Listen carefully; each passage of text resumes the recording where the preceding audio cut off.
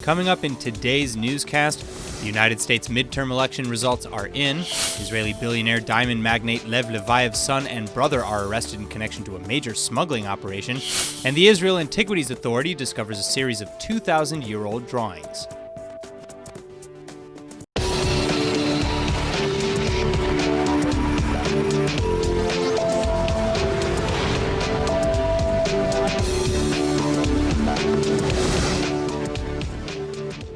The votes are in and the ballot counts are nearly complete as the final results of the United States midterm elections stream out, and it looks like the Democrats have retaken the House of Representatives while the Republicans retained the Senate.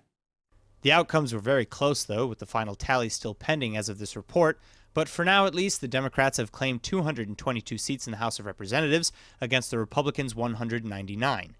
And Republicans in the Senate expanded upon their majority with 51 seats to the Democrats' 45. Many view the results as a win for the Trump administration, though, as it at least held on to the upper house of Congress, preventing what could have become a lame duck period for his presidency. But still, with a Democratic majority now in the lower house, it's likely that most bills being brought up through the government will at least begin with language the American political left prefers. The Democrats will now also be more capable of blocking Republican Party-supported legislation, as well as wielding subpoena power within the Congress, paving the way for major opposition against the president's aides and unilateral decisions. Chief among the topics they reportedly intend to target first are the Iranian nuclear deal, which President Trump pulled out of in May, and alleged Russian collusions in American government. Many Israel advocates, however, are apprehensive with the new results, as several candidates like Rashida Tlaib, Ilhan Omar, and Alexandria Ocasio-Cortez, who are seen as hostile to the Jewish state, were elected. Tlaib, who ran unopposed in Michigan, has called for defunding Israel's military assistance programs and has even endorsed a one-state solution for the Israel-Palestinian conflict. Time will tell how their rhetoric on the campaign trail will translate into action. But in other news, this election was also a record setter for American women, as more women have now been voted into office in the United States than ever before. Here's how some of the new winners reacted. They want leaders who are going to tackle the big problems. And they want leaders who are going to be there to work with the president and keep this nation on the path to prosperity that we are on today. This is what can happen when everyday citizens realize their collective strength in a democracy.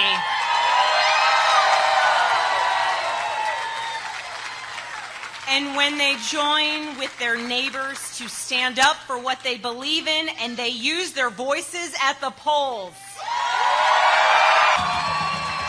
No matter who you might have supported or endorsed in this election, I want you to know that I want to be your governor. I'm running to represent all Iowans in every single corner of this state, and I'm looking forward to the opportunity to do that. So thank you for your kindness. Thank you for your support. Thank you for your prayers. May God bless you, and may God bless the great state of South Dakota. Thank you. I'm in this, a woman doctor, of course, so that women can make our own healthcare decisions.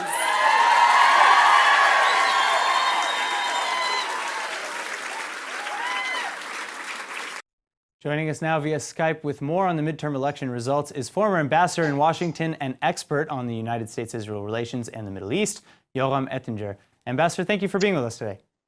Thank you. All right, so first, let's start off, with a Republican Senate and a Democratic House of Representatives. What do you predict the future of American politics is going to look like? Well, first of all, we should compare it to the track record of midterm election.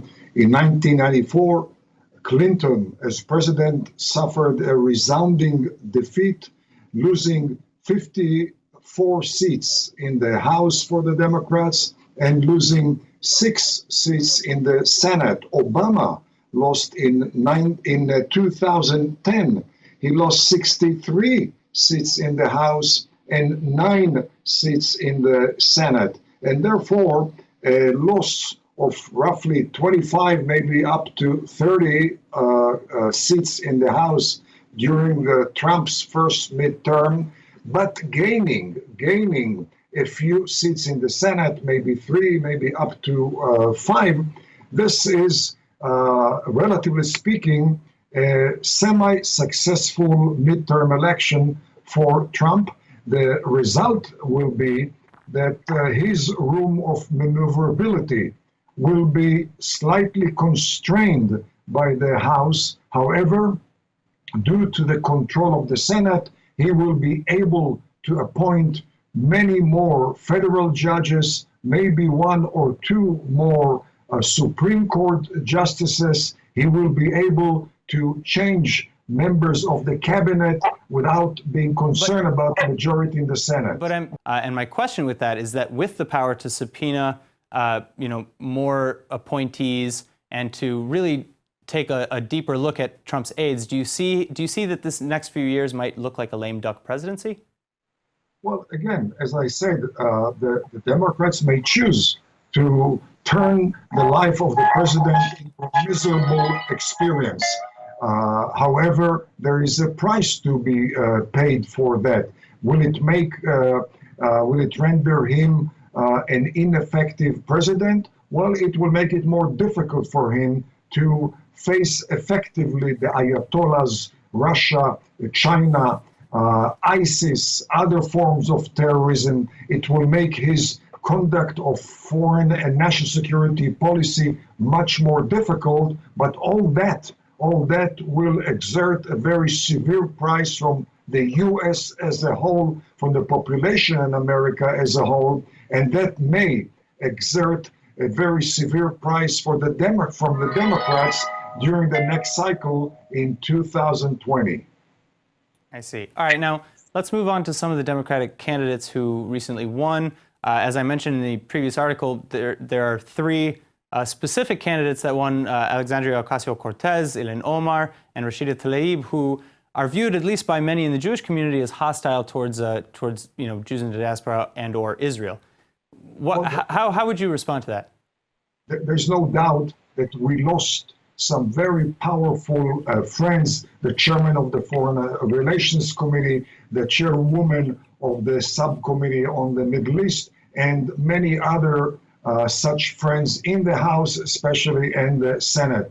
In return, yes, for the first time, there are two Muslim ladies who make their anti-Israel views very, very public, and there are a few more unfriendly additions to the House. However, they belong to a very small group in the House. For instance, the next chairman of the House International Relations Committee would be Congressman Eliot Engel, who has been an adamant supporter of enhanced U.S.-Israel relations. The next chairman of the subcommittee on the Middle East will be Congressman Ted Deutsch, who is very, very much publicly appreciative of the Israeli contribution to America's national security and economy. And it seems to me that all signs suggest that Congress, both chambers, will continue being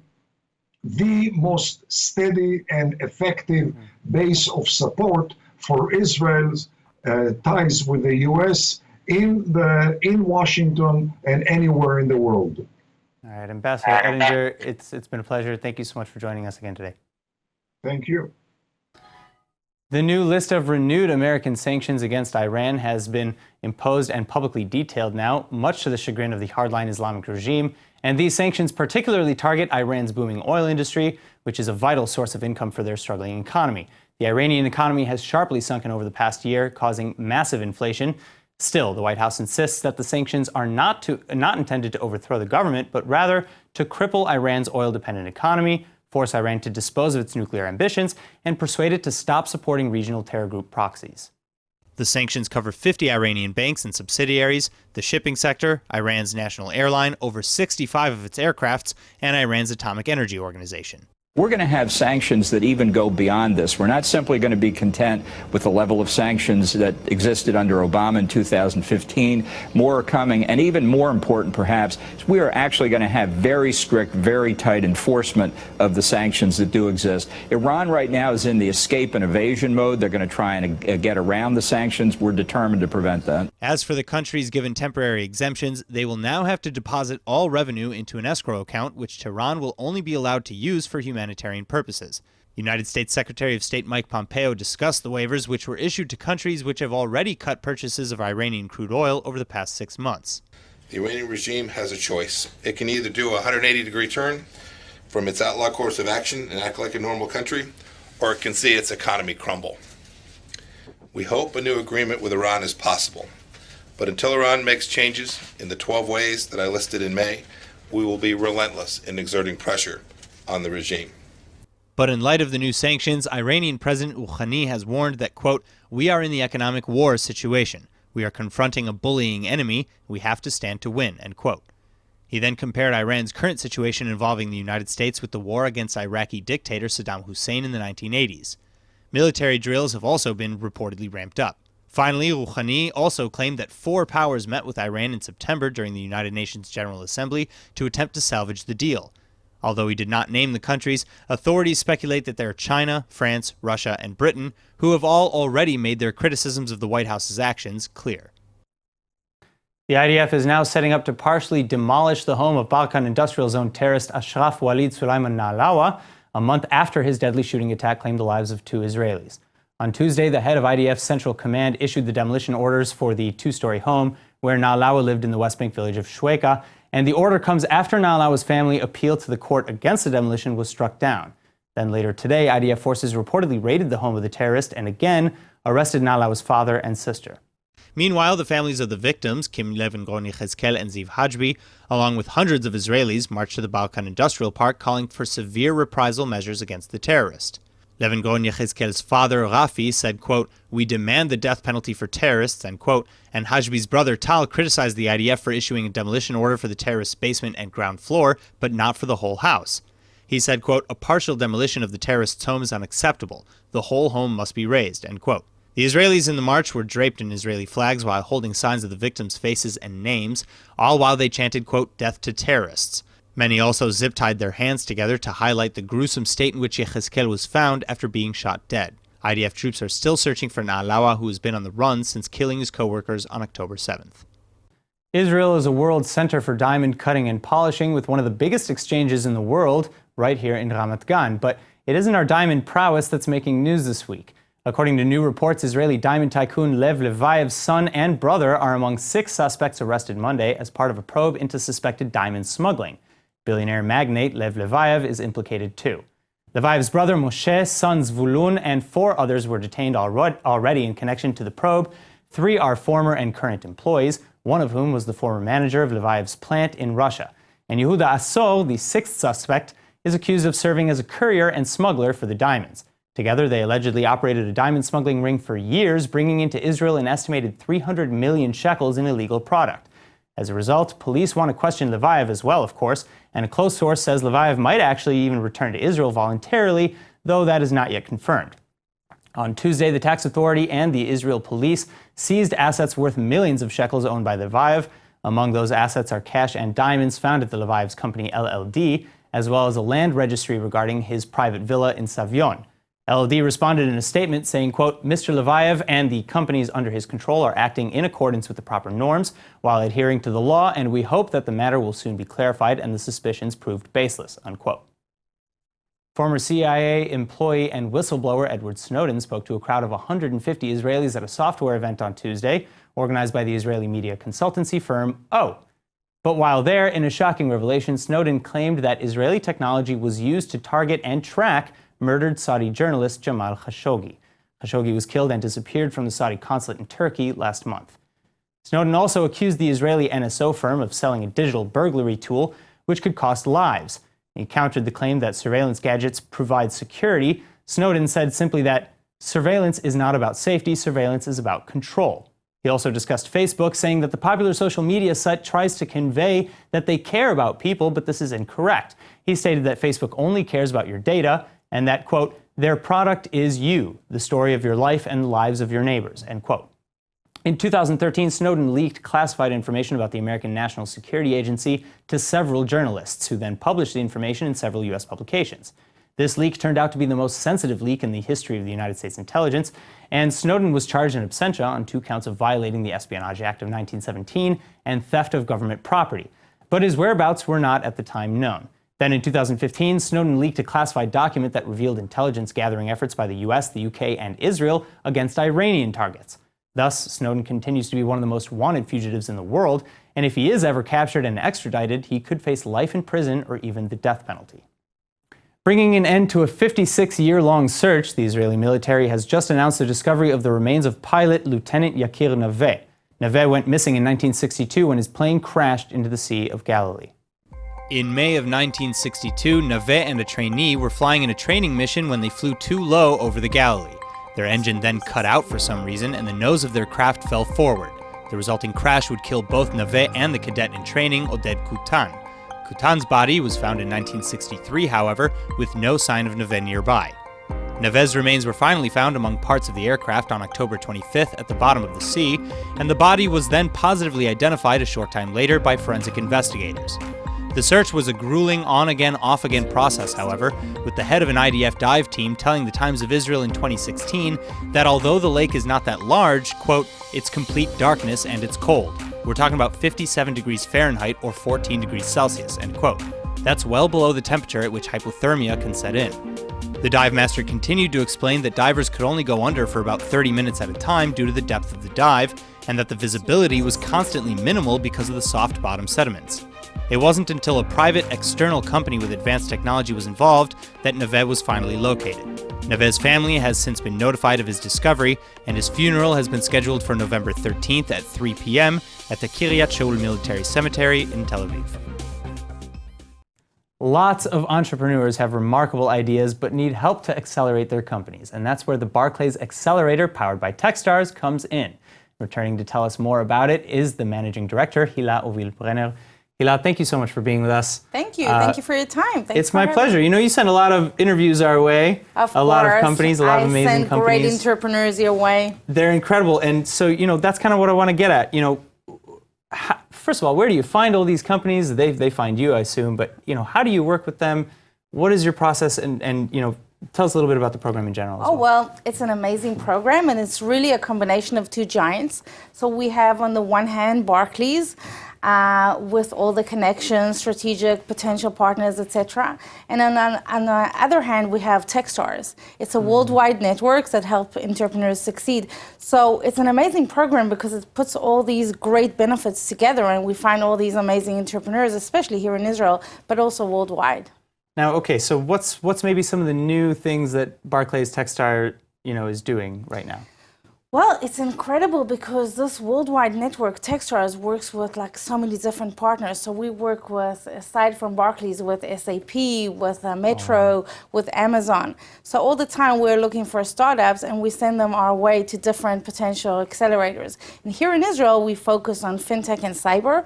It's really the innovation. It's where we're really, really strong. And this is, I think, the benefits of this program. And this kind of leads to a lot of exits, to a lot of partnerships, to a lot of, you know, sales or what? Of course, it's the adrenaline of innovation. We're a startup nation, and everybody comes here to actually learn about innovation. So I know you mentioned fintech and cyber, but you know, what are maybe some of the most attractive, you could say, fields to get into right now as a startup? Well, machine learning, artificial intelligence. We have a lot of data. We talk a lot about natural language processing. So as a bank, we look really with two hats. On the one hand, we look for the most sophisticated technologies that solve pains of the banks. Sure. But on the other hand, we also look in our hat as an investor, and we look for the potential IPOs and exits. That's amazing. All right, so, okay, again, what are some of the Israeli companies that are really standing out this year? What are some of the big names you might want to highlight for us? Well, in our last cohort, which was really our fourth cohort here in Israel, we had some incredible startups. One of them is Safe House. We have Lists, Analytics. We have really amazing startups. I don't want to mention just 2 or 3 because all 10 of them are just incredible, and they're on their way to raising money and becoming huge companies. Well, that's amazing. All right, well, I just want to do a little shout out then to anybody who's interested in getting involved with Barclays, with Techstars. Go to www.barclaysaccelerator.com. Thank you so much. It's absolutely my pleasure. Hila, thank you so much for coming. Thank you. You're amazing. Thank you very much. Thank you so much. Thank you. All right, now speaking of high tech, a new era of drug manufacturing and delivery may be on its way, as Israeli scientists are now set to unveil a new technological platform for 3D printed and personalized medicine.